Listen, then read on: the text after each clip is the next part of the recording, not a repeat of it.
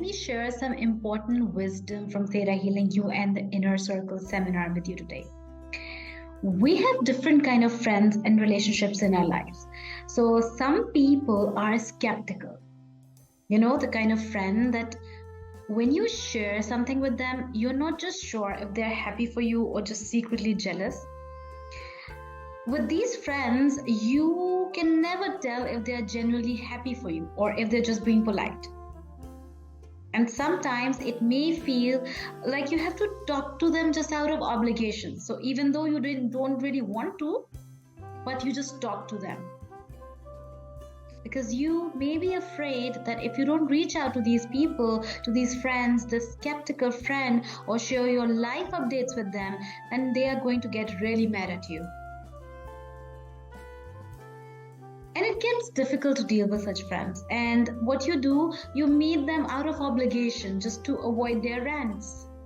And there is no excitement to share anything personal with them. Then we also have people in our life who loves to play devil's advocate. The one who always seems to find faults in our ideas and dreams. They're always saying things like, you're too small for this, you're too big for this, you're too old for this, you're too young for this. This is not for people like you. It's like they're trying to protect us or something, but sometimes it feels like they're just holding us back. And it can get really frustrating. Especially when we're trying to build our dreams and their opinions, their suggestions, they just keep getting in our way. And if you have such friends, then you may even start to think that maybe they don't have your best interest at heart.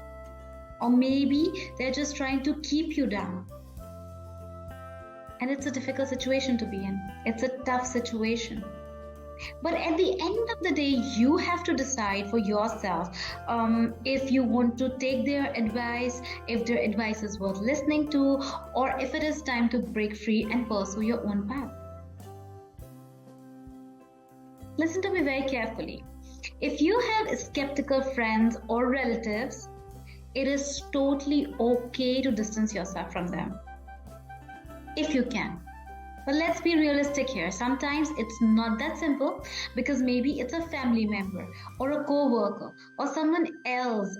You just cannot get away from them. In that case, the best thing you can do is to just limit what you share with them. It's okay to keep things to yourself.